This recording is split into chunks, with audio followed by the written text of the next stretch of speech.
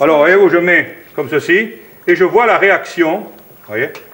Alors là, on voit très bien. Ça vous paraît valable? Alors c'est valable, c'est tout à fait valable. Quand ça fait quoi? Je n'ai pas beaucoup de mérite. Quand est-ce que ça... 135 degrés environ. Bonjour chers amis, bonjour Raymond. Bonjour Catherine. Est-ce que je peux commencer en faisant un mea culpa? Faites mea culpa. Un maxima culpa. Oui. Alors est-ce qu'aujourd'hui dans votre recette il y aura des belles capres, des bonnes capres, des capres extraordinaires, comme ça résout tout? Dans la Bible, il y a lorsque la capre ne fera plus d'effet. Ben voilà, si vous m'aviez dit ça. Non mais vraiment, j'ai fait une erreur, puis voilà. Hein, alors vous me pardonnez? Je vous pardonne, Catherine. Vous me Catherine. pardonnez, les spectateurs ne me pardonnent peut-être pas, mais enfin, tant pis. Je parle toujours de ces choses-là au pluriel. Vous en général aussi d'ailleurs, il faut bien... Oui, dans le cas. Oui. Bon, eh bien, cette querelle étant vidée, nous allons maintenant parler, je crois, de rissol, Raymond. Qu'est-ce que c'est? Alors, des rissoles, ce sont de genres de petits pâtés qui sont frits en général. On peut aussi faire cuire au four, mais 98 fois sur 100, on les fait frire. Mais si je vous ai bien écouté, il s'agit d'une très vieille recette de la cuisine française. C'est une des plus vieilles recettes de la cuisine française. Ça remonte au XIIIe siècle, vous m'avez dit? Oui, en tout cas, dès les premiers manuscrits de cuisine, on citait les rissoles. Taillevent en parlait. Oui, alors je prends mon petit papier pour être sûr de ne pas faire d'erreur. Et il paraît qu'on les appelait des roinsols, c'est bien ça? Ça s'appelait des roinsols, tout à fait au début. Et puis un peu plus tard, on les appelait des denrées au dé. Pourquoi ça? Parce qu'on n'avait pas le droit, enfin certaines personnes n'avaient pas le droit de jouer de l'argent au dé, comme les étudiants par exemple. Alors il leur était interdit, non pas de jouer, mais de jouer de l'argent. Mais ils pouvaient jouer des rissoles. Tiens. Alors ils avaient le droit, donc c'était des denrées au dé. Et c'était encore des roinsols à ce moment-là? C'était des roinsols encore. Très bien, c'est amusant. Alors c'est ça que vous allez nous faire aujourd'hui? C'est ça, mais oui. alors, je suis encore indiscrète, pourquoi à la Prosper Montagnier? Eh bien parce qu'à un jour près, nous sommes sur le jour du centenaire de Prosper Montagnier. Or, Prosper Montagnier a été un très très grand cuisinier français, un des plus grands cuisiniers de la génération précédente, avant les Poins et les Humbert, par exemple. Et je crois qu'on lui doit beaucoup de respect. Et en lui dédiant cette recette, je pense lui rendre l'hommage qu'il mérite. Pourquoi avez-vous choisi celle-là précisément? Parce que d'abord, il aimait les rinsols, ou les roissols, ou les rissoles. Et ensuite, il n'aimait pas les hors-d'œuvre. Il détestait les hors-d'œuvre de style italien. Tiens. Il en avait une sainte horreur. Et par contre, il aimait ce genre de hors-d'œuvre chaud. Et il aimait aussi les sardines. Chose assez extraordinaire pour un très grand cuisinier, aimer les sardines à l'huile, mais c'est un fait. En boîte? En boîte, oui, oui, oui. Et il aimait beaucoup cela. Et il a écrit d'ailleurs là-dessus, dans les cahiers occitans, des choses assez curieuses, assez remarquables. Alors, aimant à la fois les sardines et les rissoles, j'ai pensé que faire des rissoles aux sardines, ça coulait de source. Mais dites-nous tout, est-ce que vous l'aimez, cette recette? Ah, moi, oui. Oui, oui, oui. Vous pensez que nos spectateurs l'aimeront? Ah, je le crois aussi. Alors, si on passait à cette recette? Alors, voilà, nous avons deux parties dans la recette. La première partie est une sauce d'accompagnement. Alors, cette sauce est presque traditionnellement une sauce tomate. Pour la faire, nous allons prendre un oignon suffira, un petit bouquet garni, du beurre, de la tomate concentrée, de l'eau et de l'ail. Alors, nous allons immédiatement prendre un peu de beurre, comme ceci. C'est combien, un petit peu? Un petit peu, c'est 25 à 30 grammes. Voilà. Nous allons mettre la casserole au chaud. Oui. Nous allons couper l'oignon finement. Bien sûr. Et pour l'instant, c'est la sauce d'accompagnement. Tout à l'heure, ce sera... Les rissoles elles-mêmes. Les rissoles elles-mêmes. Alors, nous allons composer la farce des rissoles. Nous avons la pâte, naturellement. Est-ce que c'est un plat que l'on sert au début, à la fin, au milieu du repas? Eh bien, on peut penser que, traditionnellement, c'était un plat qui se servait, puisque, comme nous le disions, la denrée au dé, que l'on pouvait manger entre les repas, qui était une espèce de collation. Mais, maintenant, on en fait un premier plat. Et comme la sémantique de la cuisine a un peu évolué, on peut dire que c'est une entrée. Même lorsqu'il s'agit de poisson, parce que le véritable mot « entrée » ne concernait qu'un plat de viande. Le premier plat de viande qui était servi dans un repas était l'entrée. Par exemple, on a l'habitude de dire on va faire 2 œufs comme entrée, ou on va mettre un poisson comme entrée. Eh bien, ça, avant, autrefois, il n'y a pas tellement longtemps, ce n'était pas régulier, c'était quelque chose tout à fait déplacé. Mais c'est une question de terminologie, ça. Pas... Oui, c'est une question de terminologie. Et aujourd'hui, une entrée, c'est le premier plat. Eh bien, là, en l'occurrence, je crois que effectivement, c'est un très bon premier plat. Alors là, voyez-vous, l'oignon va rissoler. C'est la sauce. On fait la sauce, on va faire la sauce, c'est très très facile d'ailleurs. Et puis, je prends un peu d'ail. Alors, cette ail, je peux soit l'émincer finement, c'est ce que je vais faire, ou l'écraser. Vous savez que l'on peut écraser l'ail. Vous dites que ça a moins de goût, en principe. C'est-à-dire qu'en l'écrasant, on ne le retrouve pas. On risque de ne pas le retrouver. Tandis que là, on est sûr de le retrouver. Mais dans les recettes, de très vieilles recettes françaises, eh bien, on retrouve l'ail comme ceci, émincé. Et d'ailleurs, ce qui est assez remarquable, dans la cuisine folklorique du Sud-Ouest, l'ail ne s'écrase pas, il s'émince. Et une des recettes les plus typiques du Sud-Ouest, qui est le jambon sec, rissolé à la poêle et recouvert d'ail, eh bien, d'ail rissolé d'ailleurs, eh bien, cette recette-là, on n'écrase jamais l'ail, on l'émince. Voilà, là, ça va très bien. Alors, la farine que voici. Combien? Alors, j'ai mis un oignon, un petit peu d'huile, une cuillère à bouche d'huile qui était déjà dans la casserole avant que je ne mette le beurre. Pas pour qu'il soit chaud. Ceci étant une question de temps et non pas une question de recette, n'est-ce pas? Ensuite, j'ai donc ajouté les oignons, un oignon, un peu d'ail, le petit bouquet garni que voilà. Je vais mettre une cuillère à café. Voyez-vous, une cuillère à café de farine. Bien. Là, comme je me sers d'une cuillère à soupe naturellement, si vous voulez être gentil de mettre ça à droite du marbre, pas trop loin, j'en ai besoin pour... Là, je laisse colorer un tout petit peu cette farine, on la laisse cuire. En termes de cuisine, en termes de métier, les cuisiniers appellent cela singer. Oui, je commençais à savoir. Oui. Mais c'est un mot du vocabulaire culinaire qui n'a pas besoin du tout de passer, comment dirais-je, d'être imposé aux gens qui écoutent une recette. Alors voyez-vous, je mets 2 cuillerées à soupe de purée de tomates, voilà qui est fait, de tomates concentrées, et puis je m'en vais ajouter l'eau. Alors là, on peut mettre du vin blanc, du bouillon, on peut mettre... Mais je crois que de l'eau, c'est très très bien. Après tout, c'est le plus simple. C'est simple, et puis c'est d'ailleurs pas mal parce que tout de même, il y a le beurre, l'huile, les fines herbes, il faut quand même que chaque chose garde son goût. Vous en avez mis c'est très important. Je vais en faire un peu... Oh là là. Je renverse un tout petit peu. Là. Alors voyez-vous, j'en ai mis un bon demi-litre parce qu'il va y avoir tout de même une petite évaporation, une petite réduction, et il est important d'en tenir compte. C'est une recette longue à préparer? Oh non, pas du tout. Non. Alors, du sel, voyez-vous, la moitié d'une cuillère à café, environ, du poivre de Cayenne, j'adore le poivre de Cayenne, j'en mets un petit peu partout. Oui, ça on a remarqué. Mais c'est fort bon d'ailleurs. Un petit peu, ça veut dire quoi? Alors, un petit peu, vous allez voir, ça va faire la pointe d'un couteau, voyez. Voilà. Très bien. Et puis je vais ajouter encore un tout petit peu d'eau parce que la sauce est un tout petit peu trop épaisse, car elle aura... Voilà, bien voyez-vous, j'avais très bien, tout à fait par hasard, mais... mis la quantité nécessaire. Et je m'en vais laisser cuire pendant que je vais préparer maintenant la farce d'abord, et ensuite les rissoles. Alors, ça va me demander une vingtaine de minutes de cuisson, même un peu moins. Donc le temps est tout à fait régulier, c'est-à-dire que vous n'êtes pas obligé de laisser plus longtemps. Vous n'y gagneriez pas grand-chose. Alors, la première des choses, nous allons, si vous voulez, parler de la farce. Alors, voulez-vous me donner les sardines qui sont dans votre droite? Ah, j'ai oublié de mettre le bouquet garni. Je crois qu'il est important qu'ils cuisent en même temps que la sauce. Alors, les sardines à l'huile, les pâtes qui peuvent être soit du feuilletage, soit de la pâte à brioche. Que préférez-vous? Je vais mettre de la pâte à brioche, je crois que c'est quand même mieux, à mon avis, mais enfin, les deux sont valables. Alors, du persil haché, enfin des fines herbes hachées, de la mie de pain, tout ce qu'il y a de plus simple. Qu'est-ce qu'il y a encore? Un peu de sauce béchamel, ça c'est tout à fait suggestif. On peut en mettre, ne pas en mettre, ce n'est pas très grave.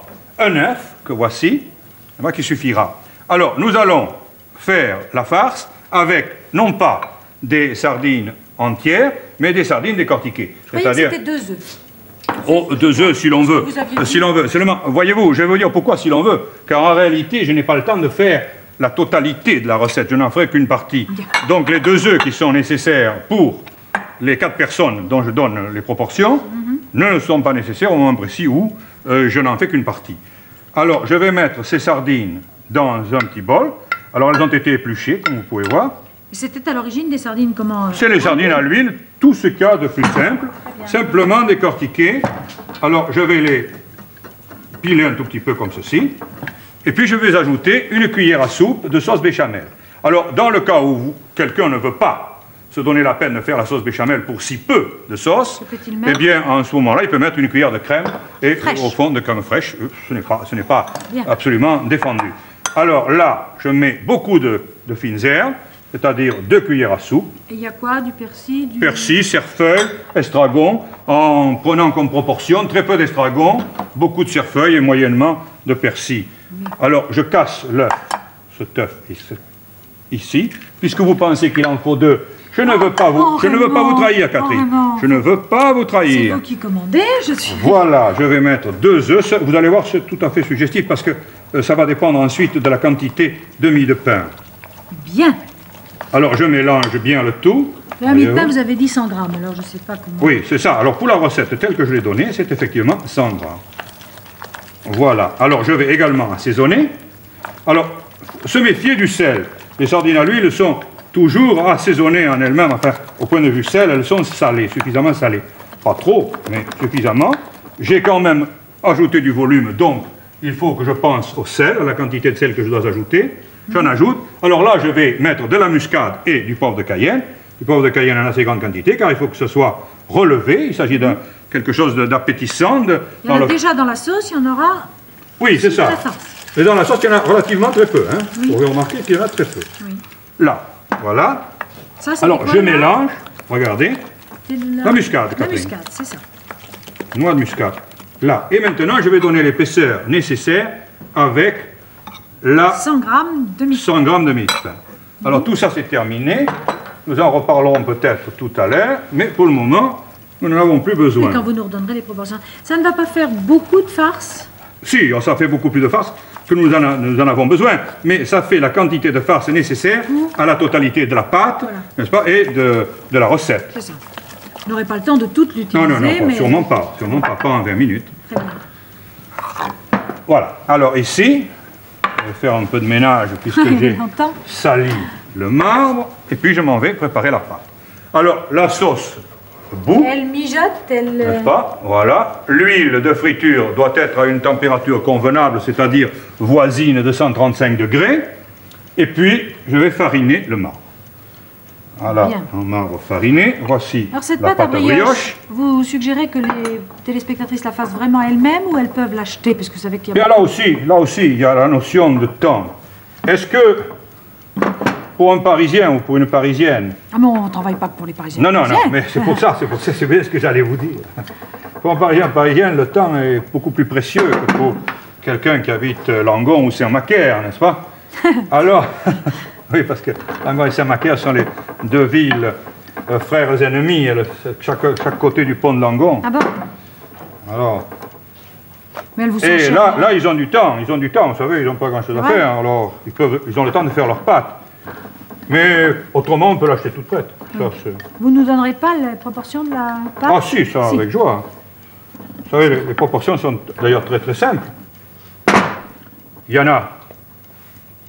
la brioche commune, qui se fait avec 1 livre de farine, 250 à 300 grammes de beurre, 6 œufs, 15 grammes de levure, 15 grammes de sel, tout petit peu d'eau, si on veut.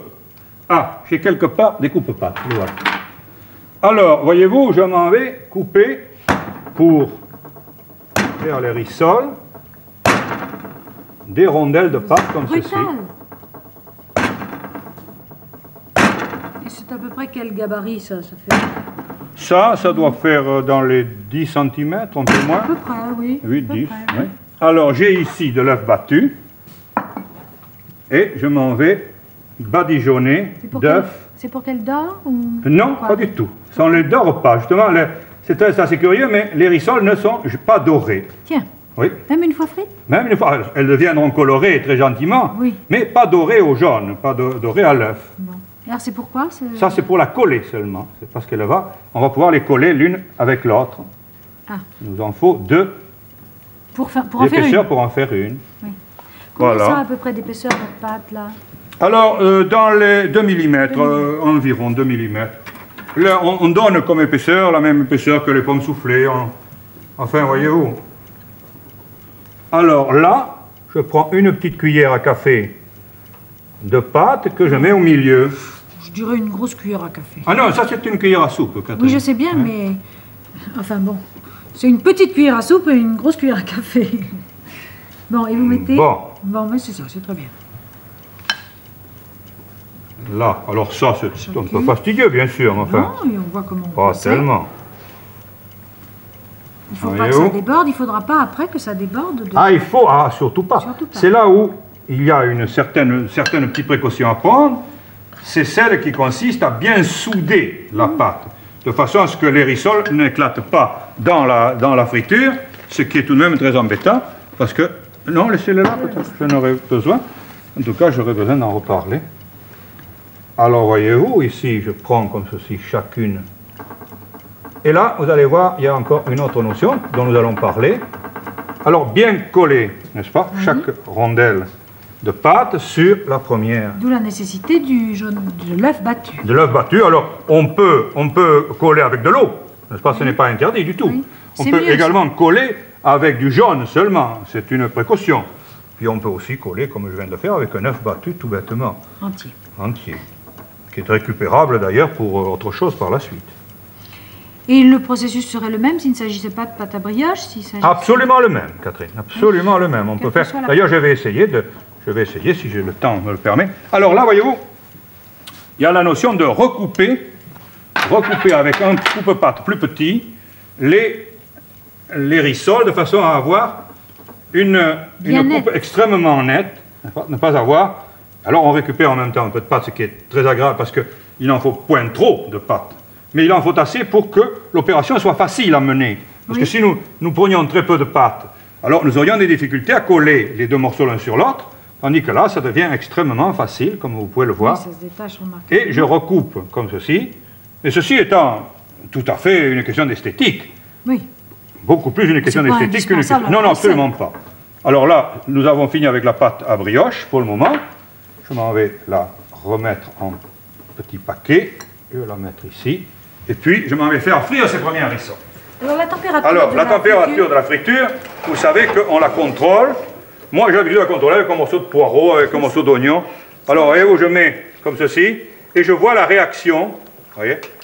Alors là, on voit très bien. Ça vous paraît valable? Alors, c'est valable, c'est tout à fait valable. Quand ça fait quoi? Je n'ai pas beaucoup de mérite. Quand est-ce que ça... 135 degrés environ. On estime que c'est valable quand ça...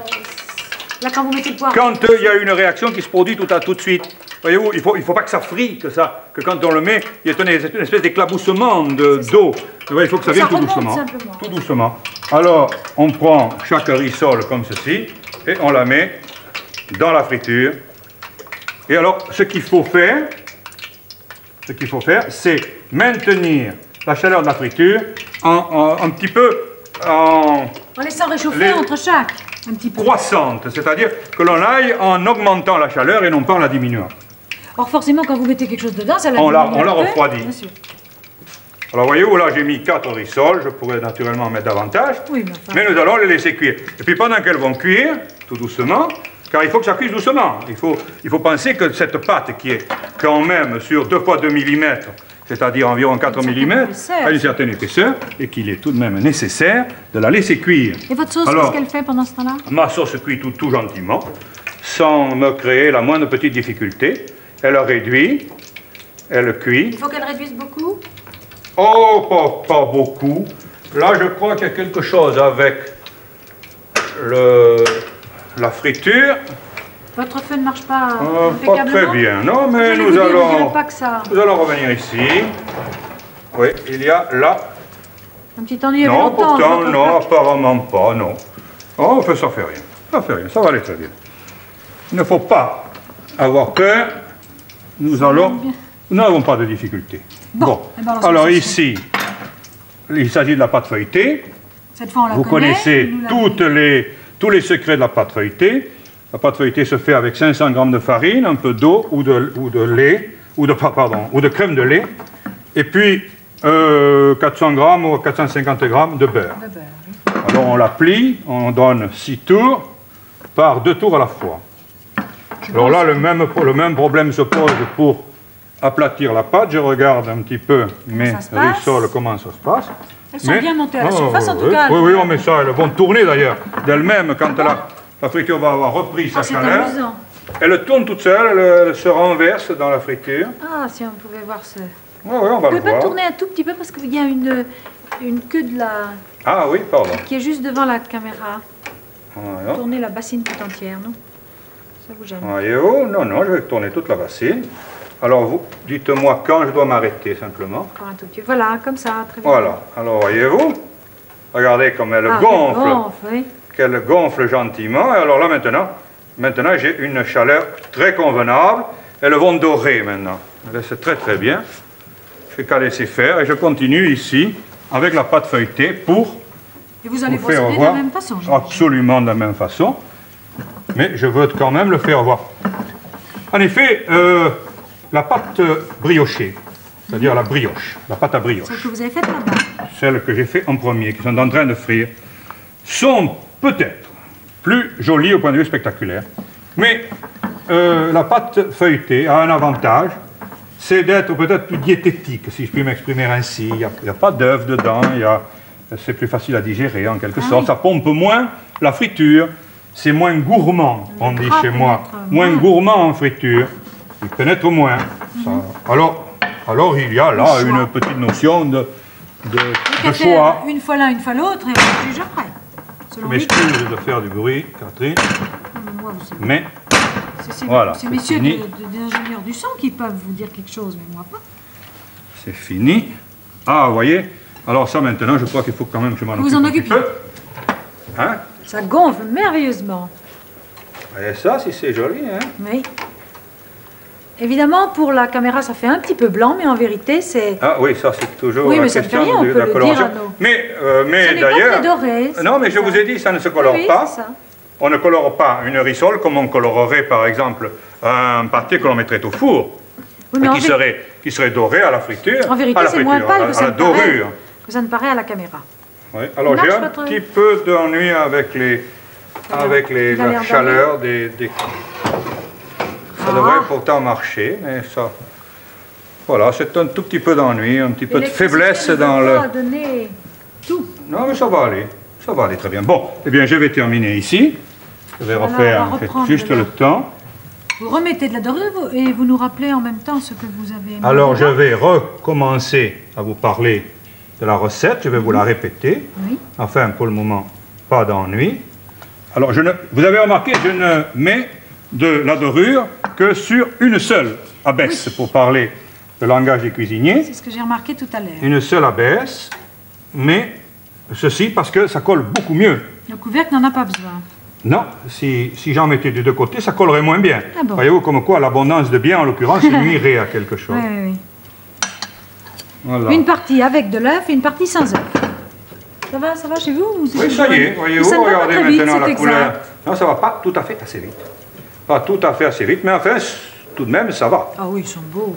Tout de même, ça va. Elles sont belles, ces rissoles. Tout de même, ça va. Ce n'est pas... Les je n'ai pas à me roinsoles, plaindre. alors du coup, c'est masculin ou féminin? Je pense que ça doit être féminin. Bon, on dira des roinsoles magnifiques. Voyez-vous, alors je recommence l'opération en Oui. bien appuyé, en appuyant bien sur les bords. Puis je vais recouper à nouveau. Comme vous aviez fait cette fois avec... Vous avez pris le même... Non, c'est le plus petit, voyez-vous. Quoique, effectivement, vous avez raison en pensant que je les écrase un petit peu et qu'effectivement, et d'ailleurs, voyez-vous, comme elles sont déformées même, il y en a une qui est devenue ovale, tandis que maintenant, elles sont redevenues toutes bien rondes, toutes les deux. Alors, je vais les mettre, ces deux, je vais les mettre à cuire dans la friture, pendant que je vais préparer les 4 premières. Elles commenceront à prendre couleur, et mon Dieu, elles seront prêtes, peut-être tout à fait à la fin, quand j'aurai de l'émission. présenté la totalité. Il vous reste 4 minutes. Oui. Ça sera peut-être un petit peu Voyez, juste pour là elle. maintenant, ça y est, la friture reprend de la chaleur.